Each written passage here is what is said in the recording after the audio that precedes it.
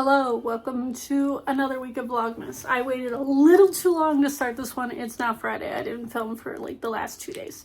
So that's where we're starting at. I was trying to get over like my little sickness to make sure that we could go back to Ohio next week for the holiday. And me and my partner are finally feeling better. We like kicked whatever it was off in the last 2 days. I also think part of it might not have even been an actual cold because it went away so fast. I think it's just because it's so dry here that I've had my humidifier going like all day. I normally only run it at nighttime to help with like my allergies and stuff and the dryness, but it's been really dry. So we're feeling better. I'm catching up on a lot of Vlogmas right now. I did read a book like 2 days ago in one go, and that was Holiday Romance by, was it Catherine Walsh? And I thought it was so cute. It's one of the few like holiday romances I've read in the last couple of years that wasn't queer that I actually really liked. Normally my favorites tend to be like queer ones. Like I really liked Kiss Her Once for Me the other year. I can't even remember what my favorite one last year was off the top of my head. This year has felt a million years long, but we've got the ambiance going. I think this one is a 1940s. My partner was like, I really want a hot chocolate, and we don't have a, what are those called? Water hotter is what my friend used to call them. Tea kettle. We don't have like an electric tea kettle or anything like that. So I have one on my Christmas list, and I'm hoping to get one. If not, we'll probably end up buying one in January because I miss hot coffee. I've been drinking those canned cold brews from Costco, which I love and are very convenient for traveling, especially if you like don't have a fridge. They're like shelf stable. I don't know what it is about coffees and black coffees that are shelf stable, but they are so hard to find right now. I used to drink the Starbucks ones like that used to be in like a glass bottle. If you know what I'm talking about, please let me know. And they were cold brew and it was just black unsweetened and there was no like milk in it. I'm lactose, so I can't drink anything with milk in it, and every shelf-stable coffee in a can or anything like that always has cream in it. I don't understand, but I miss hot coffee, so I'm hoping to get a tea kettle for Christmas. If not, we'll probably end up buying a cheap one somewhere. But we're hoping to get out to a thrift store or something today to look around. We really do not have the money to be looking for presents this year.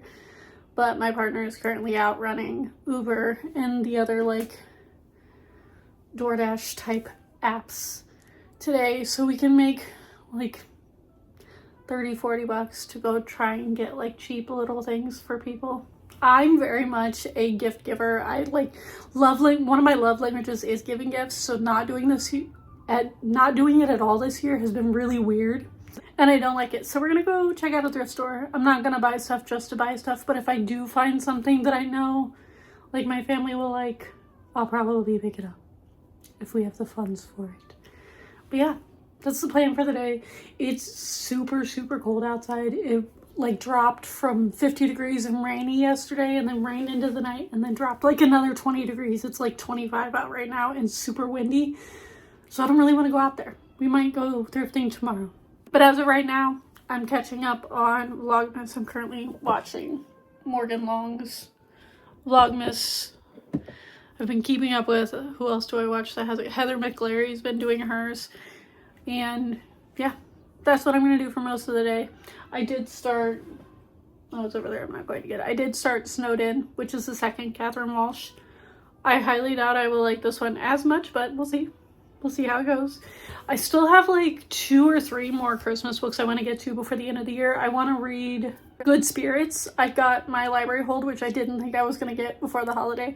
I really want to read that one. I had a couple friends read it recently and really like it. And then I have You Better Watch out from the library. So I might read that one just to break things up with the cutesy Christmas. And then I think that's really it. There might be a couple more here and there, but I don't have a whole lot of the Christmas books this year, mainly because I didn't go looking for them because I knew I probably wouldn't read a whole lot. And I need to spend like all of next week after we get back, or even before we leave, because I don't think we're leaving until Thursday morning, which is what we did for Thanksgiving. We drove down like super early. just to not have to pay for an extra night in a hotel. I think we're only going to be there Thursday and Friday, and then like leave Saturday afternoon, so like 2.5 days. But yeah, that's the plan for the next week. I'm probably going to vlog this up until Monday, and then we'll see if I end up getting another vlog up before the end of the year. I'm hoping to, but I also want to prioritize a lot of the end of the year booktube videos, like favorite books of the year, favorite nonfiction, favorite fiction. I want to do like a wrap up or reading wrapped or whatever it was that I did last year. We'll see if any of those happen. But yeah, welcome to the vlog. It's kind of a cozy, chilly, it's really cold outside day. I'm wearing, let's not knock the mic off. The mic is roughly, I'm sorry.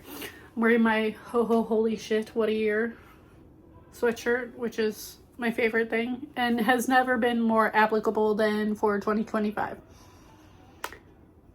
Here in the American regime of hell. So I hope you enjoy this vlog. Please comment down below, like the vlog, subscribe if you would like to. All support will be appreciated, and I'll talk to you in another clip when I end up doing something besides sitting here watching VLOGMAS.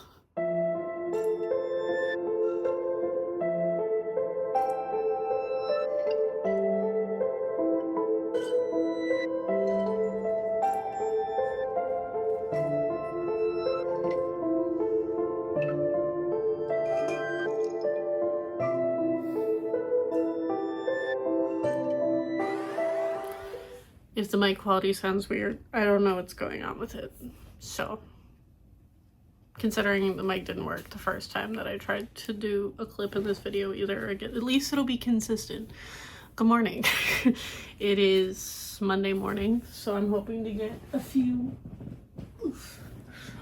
more clips for this to go up tomorrow morning. And then we'll see if I end up filming anything while I'm back in Ohio for the holidays, but I wanted to give a few updates. I did end up finishing Snowden. It was really cute. I liked it a lot more than I thought I would because it's technically like friends to lovers, like childhood friends to lovers, which if you've been here for a minute, if not, maybe this is news to you. I hate childhood friends to lovers. It is my least favorite romance trope of all time. I don't know why. I think it's just for me. I think that if in many of the circumstances that it happens, I feel like the men are just like, I never realized you were a girl before. I hate that. And this didn't do that. This was more of a, they hadn't seen each other since they were kids, like at all. Which I think helped in me liking it as opposed to just one day waking up and going, oh, you are a girl. You are somebody dateable. Hate that as a trope. But I really like this. I gave it 4.5 stars. I didn't like it quite as much as the first book of holiday romance. But I would love another book from Catherine Walsh. I would really like, oh, what's her name? His little sister. I would love a sapphic romance from those two. I think it would be so cute. There's also a couple other characters in this series that I would really like to see some sort of story from. Namely the cousin from the first book. I think he would be an interesting one because his life seems very interesting. But I started Good Spirits by B.K. Borson. I've never read a B.K. Borson, mainly because their most popular book, Love Light Farms, is a friends to lovers. And I just hate that trope so much, so I don't think that I would like it. And I've been avoiding it for like the 2 years that it's been out on Christmas. But also, what else have I been doing?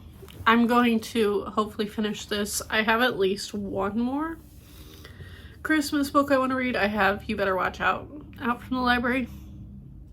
So I'm hoping to finish that this week, whether it's before Christmas or not. I want to read the B.K. Borson and then You Better Watch Out, and then I might be done. But me and my partner have been watching The Hunger Games, and now it's got me back in a Hunger Games mood.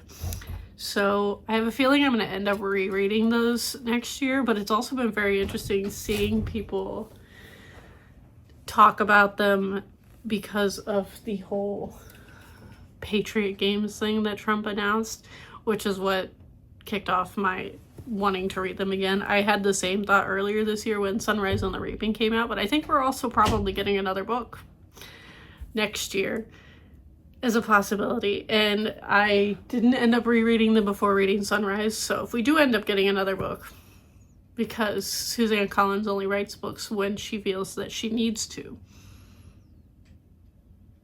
It's also been really interesting because my partner has never seen The Hunger Games and never read them, and it's been a very long time since I've met anybody who knew nothing about them. And also Catching Fire is my favorite of the, not only Hunger Games movies, but my favorite like book to movie adaptation of all time. Like I feel like it is the best book to movie adaptation created in the last like 20 plus years. So I'm hoping that we're gonna watch that one today. But yeah, that's my update for the morning. I will probably give you more updates later on. I'm gonna sit here, try to wake up with the coffee, and read more of Good Spirits, which is a Christmas Carol retelling, if you didn't know. I think I forgot that before starting this.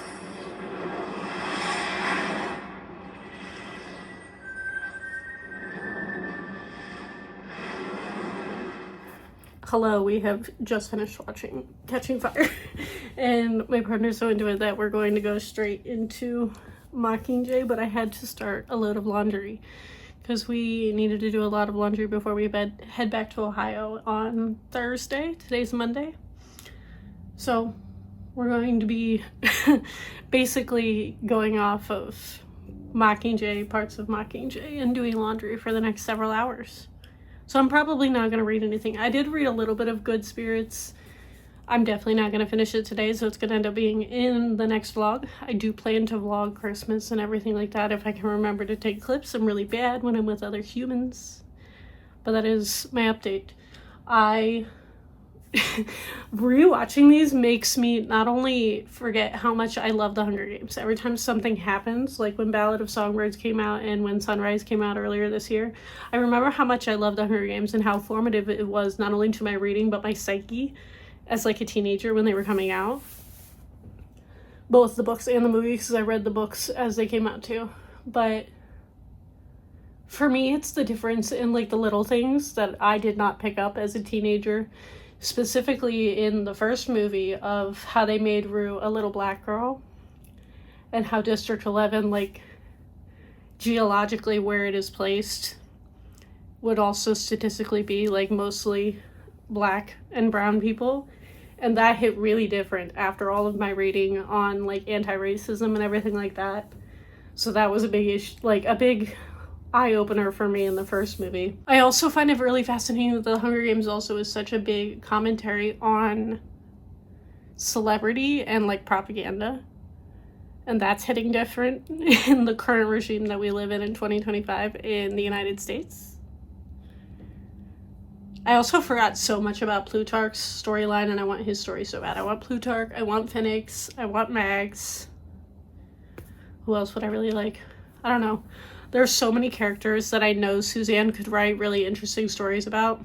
Obviously, we wanted Haymitch's story for years, and we finally got it this year out of nowhere, so. I don't know if I want Plutarch's storyline or if I want Phoenix more. Those are probably my top two that I would really, really like to have a book on. As devastating as they are bound to be, but it's been really interesting watching my partner. He's been really into it. Like, he actually is very into the storyline and doesn't know anything about it. So it's very fun to watch the movies that were so formative to my childhood in that context from somebody who knows absolutely nothing about it. But yeah, we're going to be spending a very festive day watching The Hunger Games. Super Christmas-like. We ran out of Christmas movies, can you tell? But that's what I'm doing for the rest of the day. I will probably do at least one more clip before ending this vlog later. And then I have to edit and upload this for tomorrow, so I'll see you in a little bit. Good morning. It's Tuesday morning, and I'm here to end the vlog because I did not end it last night. We went to bed at 8 p.m. after watching 3 Hunger Games movies. But I wanted to give a little bit of a review of kind of just watching them as an adult. I don't think I've seen any of them since easily long before 2020. I would say it's closer to like 10 years since I've seen most of them. I think I've rewatched Catching Fire the most of all of them because it's my favorite. But it was really interesting rewatching a lot of it. I did a little bit of a conversation in earlier clips about the first one about Rue and how all of that hits different with all of the internal work I've done trying to deconstruct like racism and things that I was like unaware of was in my psyche growing up. And I also, for me, the biggest difference was watching Mockingjay, both part 1 and part 2, and seeing the parallels to just like genuinely a genocide, and what Snow did to District 12 specifically like hit very different with all of the knowledge that I now have on Gaza and Palestine and all of that. That was a big blow to me. But also specifically when it comes to America, the propos, the like propaganda videos that both Snow and Coin are making and sending back and forth to each other hit so different in 2025 in this administration.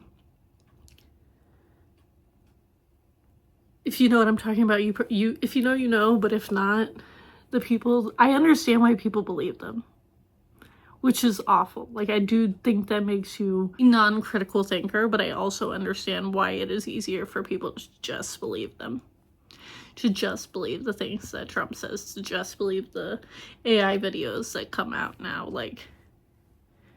And then I remember that Suzanne Collins wrote all of this in like the early 2000s. And me and my partner were having a conversation about a lot of it where he did not grow up in the dystopian craze that I did.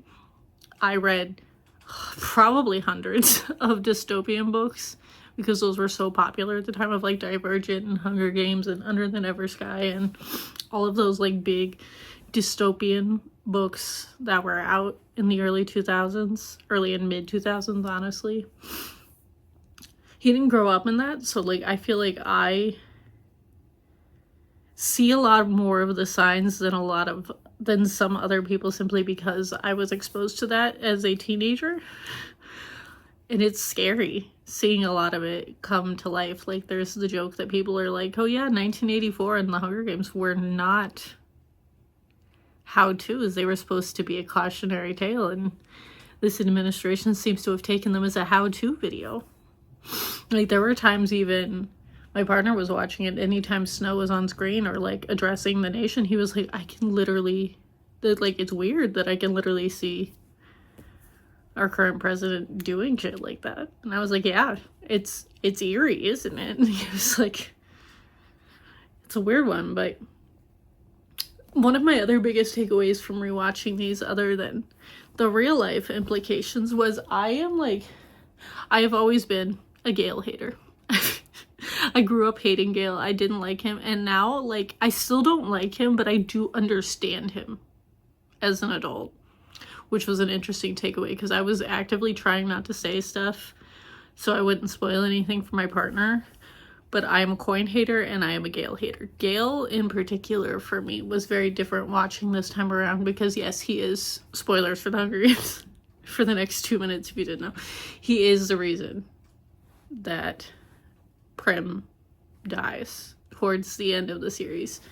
And he is annoying in the, like, he feels that he has ownership almost over Katniss because he's known her whole life before all of this happened to her. But I find him less annoying than, like, Jacob, for example, from, like, Twilight. And I think that they did these movies a disservice trying to capitalize on the Team Jacob, Team Edward stuff that was also coming out at the same time with Twilight, by trying to be like, are you Team Peter or Team Gale? I am Team nobody. I don't think Katniss should have ended up with anybody. I think Katniss should have ended up by herself and, like, trying to rebuild her own life. But I also understand why she chose to stay with Peeta, but I don't for a second ever believe that she was in love with Peeta. I think that all of that was a disservice to her character and everything that she went through. But also it was really interesting seeing how both Coin and Snow and Gale, like, used Katniss for their own benefit in different ways. Of just, Katniss never wanted any of this. And she became the face of it accidentally. I don't know. It's given me a lot to think about. My partner has still been talking. He, like, called me this morning. He's out running Uber and stuff. he was just talking about all, he was like, what other like Hunger Games movies do we have? And I was like, currently we have one more. I can show you Snow's origin story, which is Ballad of Songbirds and Snakes, so we might watch that one before we leave for Ohio. And then I told him we have the Haymitch one, because he remembers me getting the Hunger Games book earlier this year and reading it and like sobbing over it. And I was like, yeah, they've already filmed that movie. We're getting that movie next year around Thanksgiving. And now he's really excited to go see that. But yeah, that is my little Hunger Games recap. I do think I'm going to end up rereading them next year, even if we don't get the book next year, even if we get it like the year after, because this has genuinely just made me want to reread them. Because I was also explaining to him that Mockingjay as a book was very frustrating to read because you're in Katniss's head in first person. And she's kind of lost it by the time we get to Mockingjay because of everything that's happened to her. So it's really, she's a very unreliable narrator. And I like the way they did it in the movies of giving us a few other perspectives. But yeah, that's my Hunger Games recap for the morning. But I think I'm going to end this here. I am still reading Good Spirits, so I'm going to sit here and do that. I might start my other vlog this morning while I'm thinking about it. And if you have read The Hunger Games, have you reread them as an adult? Please let me know that in the comments down below, because I think that's what I'm the most interested in. Because I do think it hits very different in a 2025 United States, especially. So if you have read them, please let me know in the comments down below, and leave me the orange heart emoji for the girl on fire. If you can do some way to interact, please like the video, please subscribe. I'm going to be talking about the Hunger Games a lot more probably, because now it's like in my psyche again. But thank you all for watching. I hope you all enjoyed this, and I will see you probably after Christmas. And I will see all of you guys next time.